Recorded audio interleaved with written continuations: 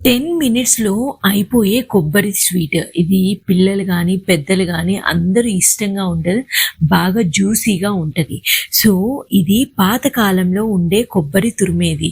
మొన్న అమ్మ వాళ్ళ ఇంటికెళ్ళినప్పుడు ఇదుంది. దీన్ని చూసి దీంతో రెసిపీ చేద్దామని చేశాను. ఎందుకంటే దీనిలో స్వీట్ అనేది కొబ్బరి తురుము చేసింది మిక్సీలో కంటే చాలా బాగొస్తుంది. ఇది ఎంతమందికి తెలుసో కామెంట్ చేయండి చూద్దాము.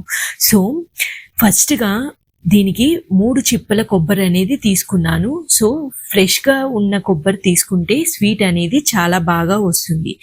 దీనికోసం ముందుగా ఒక గిన్నె తీసుకొని దానిలో ఒక కప్పు షుగర్ అనేది పోసుకోవాలి. ఒక కప్పు షుగర్‌కి హాఫ్ కప్ వాటర్ అనేది పడుతుంది. మెయిన్‌గా వచ్చేసరికి షుగర్ అనేది మునగాలని గుర్తుంచుకోండి. దీనివల్ల ఎక్కువ వాటర్ పోస్తే మనకి పాకం రావడానికి చాలా సేపు పడుతుంది. సో హాఫ్ కప్ అనేది పర్ఫెక్ట్గా సరిపోతుంది. మనం దీన్ని ఫస్ట్ కలుపుతూనే ఉండాలి. అప్పుడు షుగర్ కొంచెం కరిగే వరకు. ఈ లోపల ఒక ప్లేట్ తీసుకొని కొంచెం ఆయిల్ పోసుకొని ప్లేట్కి పూయాలి. దానివల్ల స్వీట్ అనేది వేసుకున్నాక కింద ప్లేట్కి అంటకుండా ఉంటుంది. దీనికి మెయిన్ ఇంపార్టెంట్ వచ్చేసరికి పాకం. పాకం అనేది పర్ఫెక్ట్గా రావాలి. దీనికి వచ్చేసరికి తీగ పాకం. ఎప్పుడైనా పాకం చెక్ చేయాలంటే మనం పాకంలో గరిటెను ముంచిన తర్వాత ఒక 1 మినిట్ పక్కన పెట్టండి. సో అప్పుడు కొంచెం చల్లారిన తర్వాత అసలు పాకం అనేది ఎంతవరకు వచ్చిందో పర్ఫెక్ట్గా మనకి అర్థమైపోతుంది కొత్తగా వంటలు చేసే వాళ్ళకి. సో ముందుగా తురుముకున్న కొబ్బరి అనేది వేసుకొని చూపిస్తున్న విధంగా కలుపుతూ ఉండాలి. దీనికి ఒక 5 మినిట్స్ అనేది పట్టింది. ఆ తర్వాత చూపిస్తున్న విధంగా కొంచెం తీసుకొని ఉండలాగా చుడితే పర్ఫెక్ట్గా వచ్చింది. సో లాస్ట్లో దింపే ముందు 2 టేబుల్ స్పూన్ల నెయ్యి అనేది వేసుకోండి.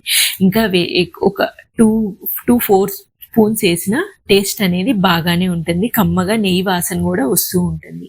సో అంటకుండా వచ్చిన తర్వాత స్టవ్ ఆఫ్ వేసేసి ముందుగా రాసి పెట్టుకున్న ప్లేట్లో కొబ్బరి తురుము మొత్తం స్వీట్ అంతా వేసుకొని బాగా ట్యాప్ చేసుకోవాలి. ట్యాప్ చేసుకునేటప్పుడు గరిటెకి అంటకుండా కొంచెం నెయ్యి వేసుకొని చూపిస్తున్న విధంగా చేసుకుంటే చాలా బాగా వస్తుంది. మొత్తం చల్లారే లోపల మనం